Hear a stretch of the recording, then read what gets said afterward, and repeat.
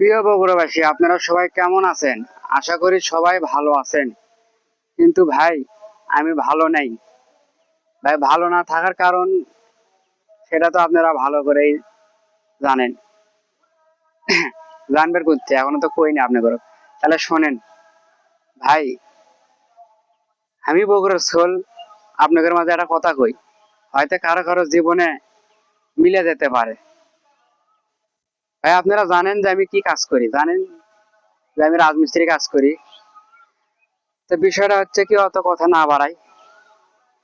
তো বিষয়টা হচ্ছে যে কি, যেটা কমা আপনাদের ঘটনা হচ্ছে যে কি, জীবনে যদি আপনার যদি উপকার যদি করতে যদি মন চায়, তাহলে ভাই নিজে করে কাউকে কোনো উপকার করবেন না।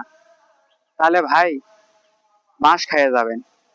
উপকার যদি আপনার করার যদি মন হয়, আপনি ভাই অপরকে উপকার করেন, তাও নাম হবি। দুটা গাল ফেললেও পরে আপনি ক্লিয়ে নাম করবি। আর যখন নিজে করে ক্লিয়ে নিজে করে কাউকে কোনো উপকার করবেন, তখন ভাই নাম তো দূরের স্থান, পিছন মেরে দিয়ে চলে যাবি। যেরকম ভাই আজকে আমার সাথে হয়েছে। হয়তো আজকের আমার এই ভিডিওটি তাদের কাছে হয়তো যেতে পারে, কারণ গেলেও ভাই করার কিছু নেই ভাই।